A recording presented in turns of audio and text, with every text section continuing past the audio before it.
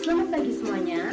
Bagaimana keadaan hari ini? Saya harap semuanya ada di sini dalam keadaan kondisi yang sehat. Saya Lela Kristianti Bomba, mahasiswa program studi Pendidikan Profesi Nurse Fakultas Keperawatan Universitas Katolik Widya Mandala, Surabaya. Di sini saya akan memberikan pendidikan kesehatan mengenai kanker serviks. Tujuan saya memberikan pendidikan kesehatan ini agar bapak-bapak atau saudara-saudara sekalian dapat memahami mengenai kanker serviks dengan lebih jelas dan juga dapat memahami mengenai cara penanganan yang terbaik untuk penyakit kanker serviks. Untuk mempersingkat waktu, mari saya akan jelaskan mengenai lebih jelas kanker serviks. Poin yang pertama, saya akan menjelaskan mengenai pengertian kanker serviks. Kanker serviks adalah suatu penyakit akibat tumor ganas yang terdiri pada area mulut rahim yang disebabkan karena adanya pertumbuhan jaringan yang tidak normal yang terjadi pada daerah di sekitarnya. Poin yang kedua, saya akan menjelaskan mengenai jenis-jenis kanker serviks. Kanker serviks berdasarkan tingkat keparahannya dibagi mulai dari stadium 0 hingga sampai stadium 4. Stadium 0, sel-sel kanker hanya terdapat di permukaan terluar leher rahim. Stadium yang pertama, sel kanker terdapat pada permukaan leher rahim yang paling dalam. Stadium 1A, sel kanker ini berukuran kecil dan sudah menyerang serviks. Stadium 1B, sel kanker ini sudah berukuran lebih besar dan sudah dapat dilihat dengan menggunakan mata telanjang. Stadium kedua, sel kanker ini sudah menyebar keluar serviks dan rahim. Stadium 2A, sel kanker ini sudah menyebar hingga ke jaringan terdekat serviks. Stadium 2B, sel kanker ini sudah menyebar hingga sampai ke jaringan terdekat leher rahim. Stadium yang ketiga, sel kanker ini sudah menyebar pada bagian bawah vagina atau dinding panggul. Stadium 3A, sel kanker ini sudah menyebar pada sepertiga bagian bawah vagina. Stadium 3B, sel kanker ini sudah mencapai pada dinding panggul hingga sampai menghambat saluran kencing, lalu menyebar hingga sampai ke kelenjar getah bening. Stadium keempat, sel kanker ini sudah menyebar ke bagian terdekat serviks atau bagian tubuh yang lain, bahkan yang jauh dari serviks. Stadium 4A, sel kanker ini sudah menyerang ke kandung kemih atau rektum. Stadium keempat B, sel kanker ini sudah menyerang ke bagian atau terluar dari serviks seperti paru-paru atau hati. Poin yang ketiga, saya akan menjelaskan mengenai penyebab terjadinya kanker serviks. Pertama, yaitu wanita muda kurang dari 20 tahun yang melakukan hubungan seksual. Mengapa? Karena wanita-wanita usia muda, khususnya usia kurang dari 20 tahun, cenderung akan berisiko lebih tinggi untuk terjadinya penyakit kanker serviks. Yang kedua, yaitu jumlah kehamilan dan jumlah melahirkan. Mengapa? Karena kasus-kasus kanker serviks sering sekali dijumpai pada wanita-wanita yang sering melahirkan atau sering hamil. Dan wanita-wanita yang sering melahirkan atau sering hamil seringkali beresiko untuk mendapatkan karsinoma serviks atau tumor ganas yang menyerang pada serviks. Yang ketiga, yaitu jumlah perkawinan. Mengapa? Karena wanita yang seringkali melakukan hubungan seksual dengan bergonta-ganti pasangan akan mempunyai risiko lebih tinggi untuk terjadinya penyakit kanker serviks. Yang keempat, yaitu infeksi virus. Virus-virus ini antara lain virus herpes dan juga virus hepatitis. Mengapa? Karena virus-virus ini diduga sebagai penyebab terjadinya kanker serviks karena virus ini penularannya melalui hubungan seksual.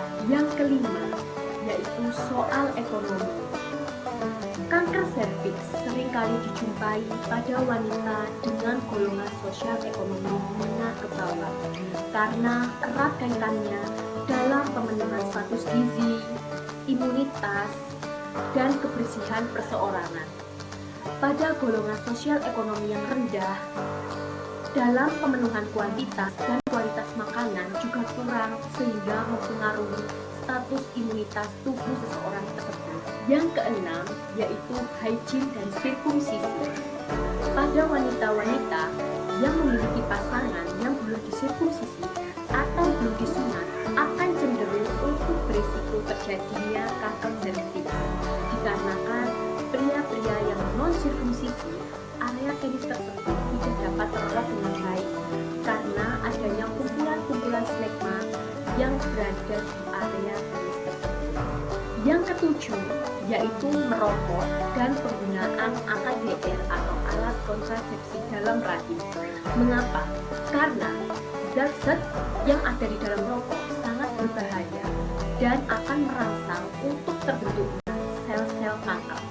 Sedangkan penggunaan AKDR atau alat kontrasepsi dalam rahim ini bermula dari awalnya adanya erosi dari serviks, kemudian menyebabkan infeksi dari serviks yang akan berakibat peradangan secara terus-menerus pada serviks yang mengakibatkan terjadinya kanker serviks. Yang kedelapan yaitu radioterapi dan pap smear. Mengapa? Karena pancaran radiasi secara terus-menerus juga cenderung untuk terjadinya pertumbuhan sel-sel kanker baru. Dan untuk pap smear, mengapa? Karena seseorang atau masyarakat yang kurang melakukan screening atau deteksi penyakit sejak dini dengan menggunakan pap smear dapat menyebabkan seseorang itu terjadinya kanker serviks. Poin yang keempat, saya akan menjelaskan mengenai tanda dan gejala pada kanker serviks. Yang pertama yaitu terjadinya perdarahan. Yang kedua yaitu keputihan yang makin lama makin berbau busuk. Yang ketiga yaitu nyeri pada panggul, pinggang, kaki atau nyeri pada saat berkemih. Yang keempat yaitu nafsu makan menurun. Yang kelima yaitu kelemahan dan yang keenam yaitu penurunan berat badan. Poin yang kelima, saya akan menjelaskan mengenai pemeriksaan penunjang pada kanker serviks.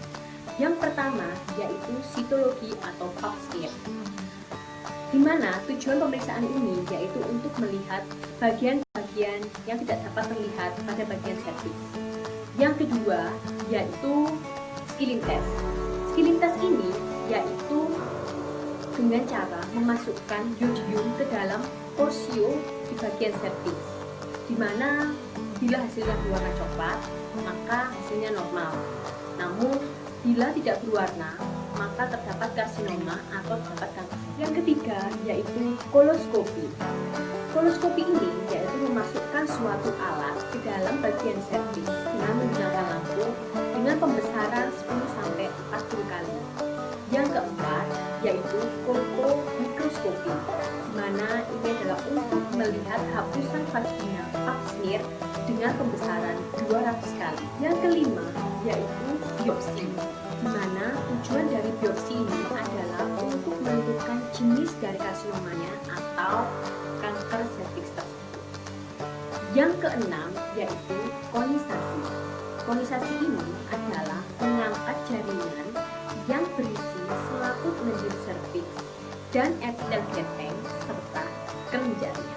Poin yang keenam, saya akan menjelaskan mengenai penanganan pada kanker serviks. Yang pertama yaitu bedah. Metode pembedahan ini yaitu metode operasi dengan mengangkat sel-sel kanker. Yang kedua yaitu radioterapi. Metode ini yaitu dengan menggunakan terapi radiasi tinggi untuk membunuh sel-sel kanker. Yang ketiga yaitu kemoterapi. Kemoterapi ini yaitu dengan memberikan obat-obat anti kanker dalam bentuk suntikan atau dalam bentuk obat minum. Yang keempat yaitu terapi target. Terapi target ini yaitu memberikan obat yang bertujuan untuk menghambat pertumbuhan pada tumor. Poin yang ketujuh, saya akan menjelaskan mengenai komplikasi pada kanker serviks. Yang pertama yaitu infark miokardium atau serangan jantung, di di mana kondisi ini terjadi ketika aliran darah ke arteri jantung mengalami penyempitan atau penyumbatan sehingga pada otot-otot jantung mengalami kekurangan oksigen yang akan mengakibatkan kerusakan pada jantung. Yang kedua yaitu hemoragi. Hemoragi adalah suatu kondisi terjadinya perdarahan pada organ atau jaringan. Yang ketiga yaitu sepsis. Sepsis adalah suatu komplikasi berbahaya yang terjadi akibat infeksi, di mana ciri-ciri orang tersebut akan mengalami penurunan tekanan darah secara drastis dan kerusakan pada beberapa banyak organ. Yang keempat yaitu penyumbatan pada saluran ginjal, di mana kondisi ini seseorang akan mengalami kesulitan atau nyeri pada saat berkembang. Yang kelima yaitu infeksi ginjal, di mana infeksi ginjal ini dapat terjadi karena masuknya infeksi virus ataupun bakteri ke dalam ginjal. Yang keenam yaitu stroke, di mana kondisi ini terjadi akibat pasokan darah ke otak yang terganggu sehingga mengalami penyumbatan atau pecahnya pembuluh darah. Yang ketujuh yaitu pembentukan fistula, di mana ini terjadi pembentukan saluran atau sambungan yang tidak normal pada dua bagian tubuh. Pada kanker serviks ini biasanya terjadi pembentukan fistula antara kandung kemih dan juga vagina. Sekian penjelasan yang saya berikan mengenai penyakit kanker serviks. Semoga apa yang saya jelaskan ini dapat bermanfaat bagi ibu-ibu atau bapak-bapak sekalian ataupun saudara-saudara sekalian yang ada di rumah. Salam sehat untuk kita semua.